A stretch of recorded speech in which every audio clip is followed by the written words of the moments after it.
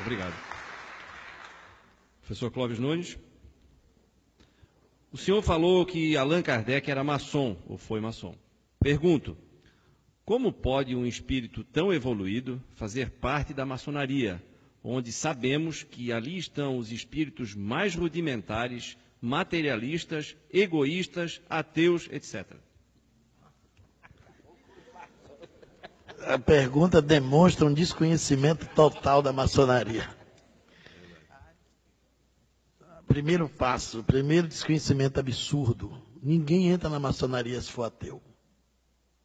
Você só é maçom, só é iniciado na maçonaria se você crê em Deus. Se não acreditar em Deus, não entra na maçonaria. Veja que é o preconceito, né? A instituição é estigmatizada. O espiritismo também foi estigmatizado. A maçonaria é instituição de classe, gente. Tem nada a ver com coisa ruim. Os maçons todos são homens de bem. Um dos princípios da maçonaria é a família. Eles todos são filantrópicos. Onde tiver uma maçonaria no mundo, tem filantropia. Tem escola, tem instituição para amparar cegos, deficientes físicos. Eles são beneméritos da sociedade. Grandes revoluções históricas foram feitas pela maçonaria. Grandes seres foram maçons. Mozart foi maçom. Simão Bolívar foi maçom. O grande cubano, maçom, que foi responsável, e um professor fantástico, José Martí. E quando Cuba se libertou, ele disse a grande frase do mundo. Quando perguntaram a ele se ele estava feliz com a libertação da independência de Cuba, ele disse não. Minha pátria é a humanidade. E onde tiver uma nação opressa, eu não estarei feliz enquanto ela não encontrar sua liberdade. Andrada, o responsável pela Inconfidência Mineira, foi maçom. Leon Denis, o grande filósofo espírita, foi maçom até a sua morte. No Brasil, tem milhares de espíritas maçons. Muitos maçons. A maçonaria é a reunião, um encontro que reúne as diferenças.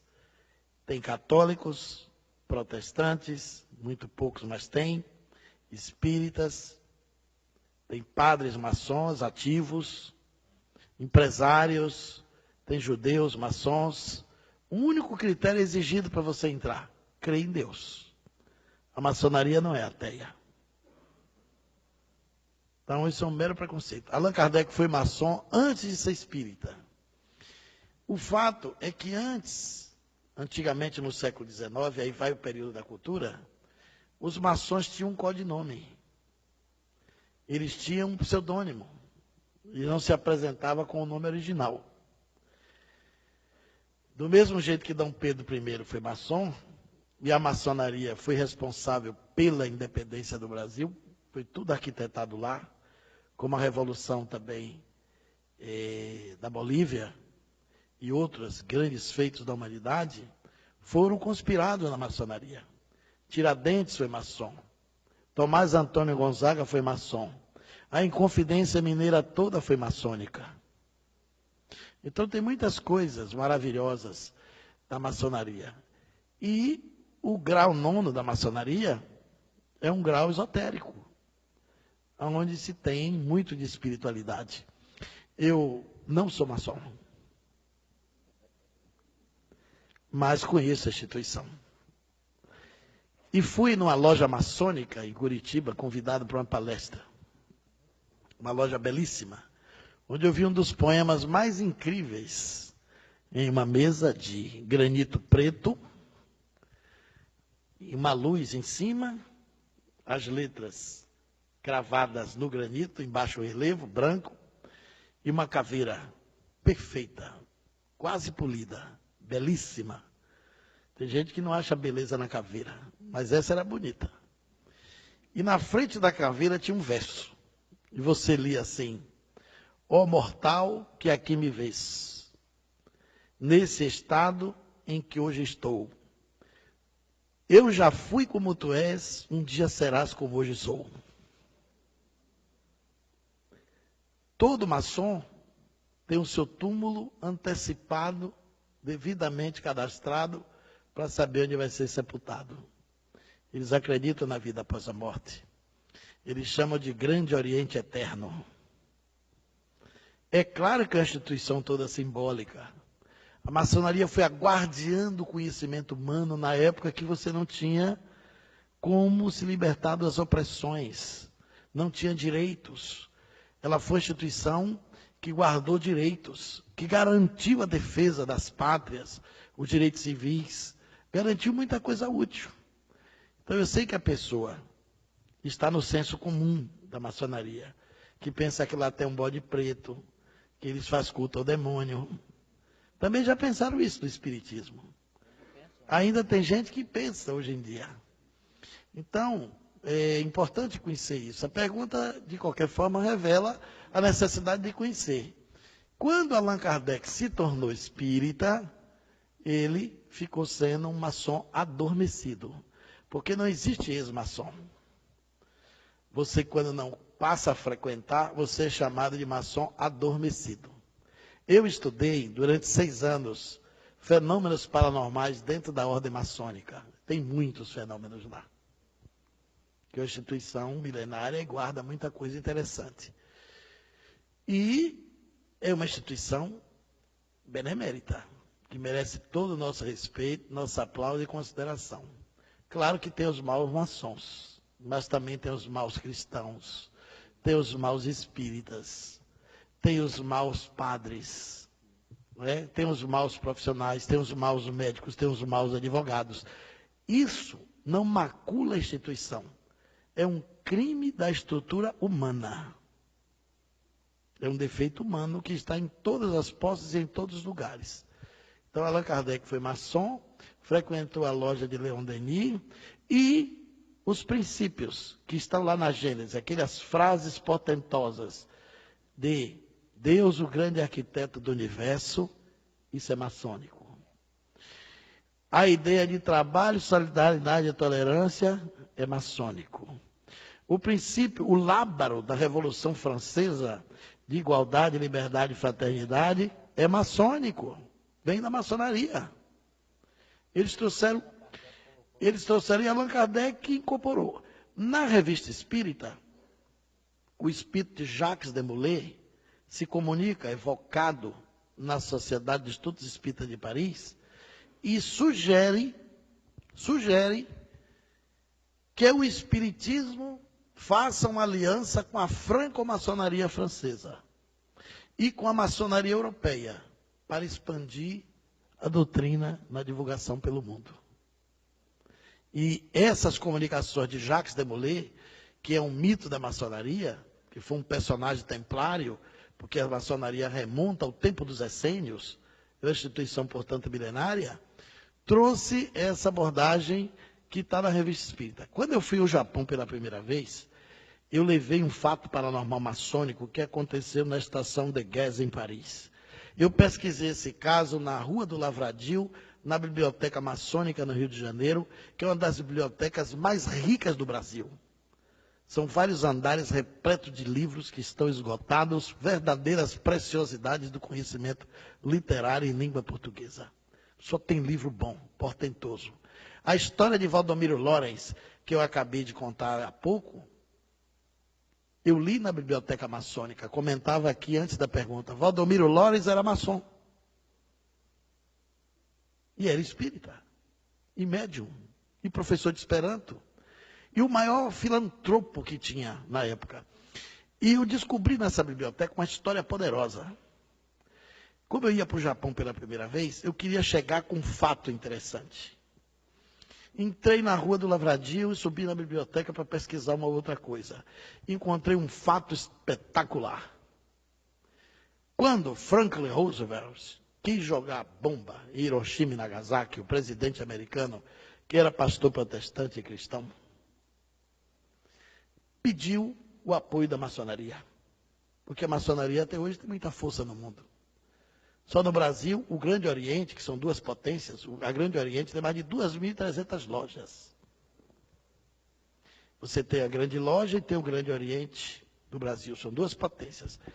Aí o Franklin Roosevelt pediu apoio da maçonaria para jogar bomba, porque ele não queria ficar sem lastro, sem suporte. A estação de Guess reuniu os veneráveis de toda a maçonaria francesa e da base da Europa. Se reuniram para decidir se apoiava ou não a jogada da bomba nas duas cidades de Hiroshima e Nagasaki, a bomba atômica. Mais de 30 oradores se inscreveram para falar. Na última hora, um orador francês. E geralmente era colocado pela ordem do grau maçônico para falar. Esse homem tinha um grau elevado, e 2 oradores pediram venha para falar depois, acabou que ele foi sendo o segundo orador. Ele falou durante 35 minutos. Todos os oradores suspenderam a palavra. A maçonaria foi contra a bomba. Ninguém precisou falar mais nada. O silêncio foi sepulcral. Feria todos os princípios maçônicos. Matar. Explodir bomba num povo inocente, matar civis. Os princípios maçônicos são todos princípios pacifistas, de fraternidade universal. Quando esse orador terminou, teve um jantar maçônico. Procuraram o homem. O homem desapareceu. Sumiu. 2 secretários da loja, no outro dia, foram mexer nos arquivos. E viu um livro. No livro tinha uma fotografia, uma pintura. E era o orador. E foram mostrar o venerável da loja. Olha aqui, o orador de ontem. Ele disse, impossível. Será que foi ele mesmo? Ficaram na dúvida. E o rapaz disse, foi eu que fiz a inscrição dele. O orador se chamava Conde Saint-Germain. Estava morto há muitos anos. Ele se materializou dentro da maçonaria, fez um discurso de 35 minutos e estagnou o apoio da bomba atômica do Japão. Eu abri minha conferência com isso. Na plateia tinha 2 maçons. A maçonaria estava chegando no Japão naquela época. Esses 2 maçons me levaram ao encontro do Dr. Hiroshi Motoyama, diretor da Universidade de Ciências Humanas, que também era maçom, um grande cientista japonês. Então a gente tem que ter muito cuidado para não embarcar na onda do ouvir dizer. Porque durante muito tempo os espíritas também faziam parte com o demônio. Na época do regime militar, os militares obrigaram os centros espíritas a ter livro de presença, e até hoje tem centro antigo que tem o por vacina. Aquilo é porque os militares receberam a queixa que os espíritas eram comunistas. Foi a cruzada dos militares espíritas que impediu que a ditadura fechasse todos os centros espíritas do país. Muito centro espírita foi apedrejado no começo do século, inclusive lá na Bahia, nos anos 40, 50, porque dizia que a gente evocava Satanás. E até hoje tem gente que pensa que o espiritismo e macumba é a mesma coisa. Então, a maçonaria é uma instituição benemérita. E Allan Kardec, depois da doutrina espírita, não frequentou mais a maçonaria, não porque ela fosse uma instituição equivocada, mas por causa dos afazeres, das obrigações, ou porque no espiritismo ele se descumpriu do dever de seguir os símbolos. E a maçonaria tem rituais, tem símbolos, tem paramento. O espiritismo não tem símbolo, não tem paramento, não tem nenhum tipo de ritual, não tem hierarquia, não tem rituais. Começou a ficar incompatível com a doutrina mais elevada, mais alta que ele percebia com a filosofia e as suas pesquisas com o conhecimento espírita. Desculpe eu ter avançado na hora, mas eu roubei 30 segundos de Zé, 1 minuto do professor e os 15 segundos dele que ficou para trás.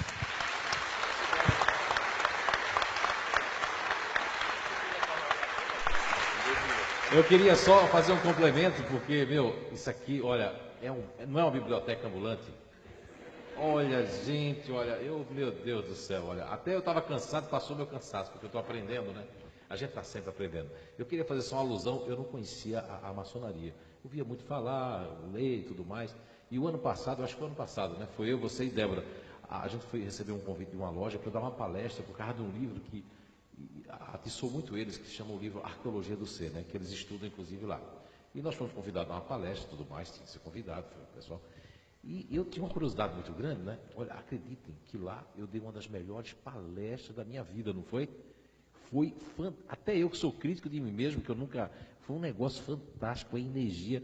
Meu, aquilo ali, aquelas pessoas estudando, eles estudam, eu não vi nem bode preto que me disseram. Não é? Eu não vi ninguém dizendo que tinha que matar uma pessoa, pelo menos por mês, né? Não é? Desencarnar ninguém. Não tem nada disso, é tudo que o professor Clóvis falou e eu me senti muito bem lá. Isso é uma grande verdade, mas é um mito que as pessoas criam, não é? Eu tenho um irmão meu que é evangélico, que ele diz que a maçonaria é coisa do demônio, do diabo. Nem sabe que a maçonaria faz tanto bem, né? Às vezes até os próprios evangélicos, né? Foi muito bom. Bem, eu também já fiz diversas, né, repetindo, palestras de maçonaria. Venho de uma família maçom, meu pai é maçom, fui dirigente de maçonaria no Grande Oriente, e também nunca vi na minha casa nada que fosse bode preto. Né? Aliás, na realidade, o bode preto já é expiatório mesmo. Viu?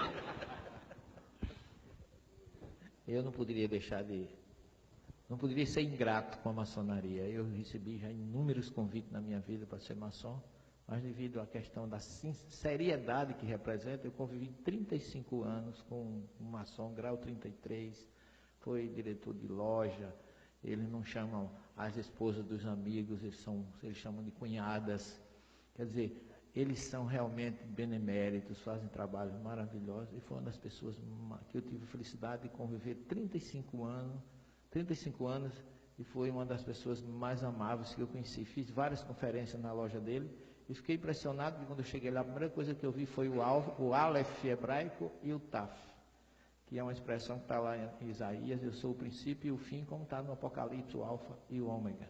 E ele escultou também a Arão, irmão de Moisés, que é o representante da espiritualidade no judaísmo. Então é uma instituição que, até onde eu conheço, muito séria, muito respeitável, e que nós espíritas jamais poderemos pensar ou ter esse pensamento da maçonaria.